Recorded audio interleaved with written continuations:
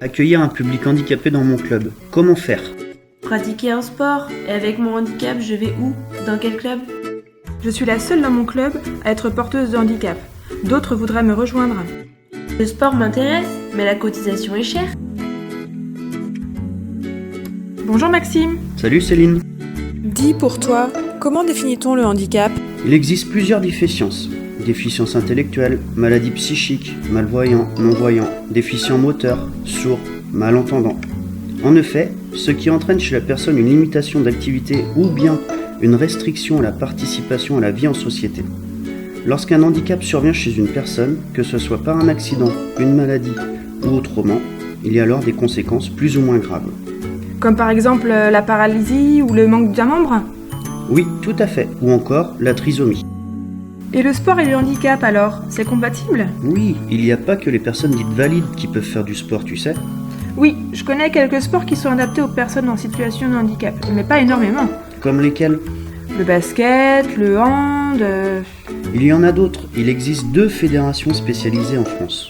Le sport adapté pour les handicaps psychiques et mentaux et le handisport pour les handicaps physiques et sensoriels. Et pour citer quelques sports, il y a la sarbacane, la randonnée, le judo, le foot, l'escrime, l'athlétisme et plein d'autres. Bonjour vous deux. En effet, vous avez raison. Les deux peuvent être compatibles. Le sport pour les personnes dites valides et ou en situation de handicap apporte les mêmes bienfaits. Sociabilisation, épanouissement, bien-être. Sans compter les bienfaits apportés aussi au club. Tout cela me fait penser à une de mes amies, Amélie, qui est hémiplégique. On parle souvent de kayak entre nous, de ma pratique en club, et j'aimerais l'y emmener. Et est-ce que ton club a une section ou même un matériel adapté à ce handicap? Si jamais ton club ne possède pas de section, ni de matériel adapté répondant à cette demande, il existe un dispositif, un guide qui s'appelle « Comment accueillir les personnes en situation de handicap pour les clubs en Loire-Atlantique ». Il y a quoi dans ce guide? Le plan de ce guide est très simple, il est rédigé par étapes. Il a donc un côté pratique. Si vous avez déjà commencé à monter votre projet et que des questions se posent, vous pouvez vous y référer, pas besoin de tout lire. Le guide répond à des questions comme celle-ci. Quel type de handicap? Où rencontrer ces publics? Comment intégrer le projet d'accueil dans la vie du club? Suis-je prêt pour accueillir? Quel encadrement? Est-ce que je dois m'affilier et pourquoi? Quel financement pour mon projet? Donc ce guide sert à qui? Il est utile à tous les clubs. Il aide à préparer un accueil spécifique au public handicapé. Cet accueil spécialisé favorisera une meilleure intégration, une pratique adaptée.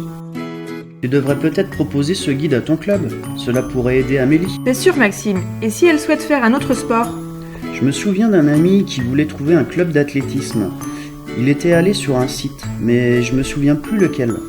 Vous cherchez un club ayant un accueil spécifique dans une discipline et proche de chez vous? Maxime a raison, il existe un outil. Il s'agit de l'HandiGuide. C'est un répertoire national des clubs qui accueillent ou sont susceptibles d'accueillir des personnes en situation de handicap. C'est très simple d'utilisation. Si vous êtes une personne en situation de handicap, il vous suffit d'aller sur l'HandiGuide des sports, de cliquer sur « Trouver une structure sportive », puis de remplir les différents champs. Les différents clubs qui accueillent apparaîtront sur la carte. Si vous êtes un club et que vous n'êtes pas encore inscrit, vous pouvez vous inscrire de façon autonome en cliquant sur « Inscrire une structure ». C'est super! Je me rends compte que nous ne connaissons pas assez ces dispositifs. Mais vous savez, je pense que ce qui freine Amélie, c'est de payer la licence et qu'en fait le kayak ne lui plaise pas. Si c'est le cas, Céline, il existe un dispositif concernant le coût de la licence. Il s'agit d'une aide financière de l'État qui s'appelle le coupon découverte. C'est le comité départemental olympique et sportif qui le gère. Le coupon est destiné aux personnes en situation de handicap, enfants et adultes, qui souhaitent faire l'achat de leur première licence. Il n'est valable qu'une seule fois par personne et l'aide est de 60 € maximum. Et bien maintenant, vous connaissez le guide qui sert au club pour améliorer l'accueil et diversifier l'offre de pratique pour les personnes en situation de handicap.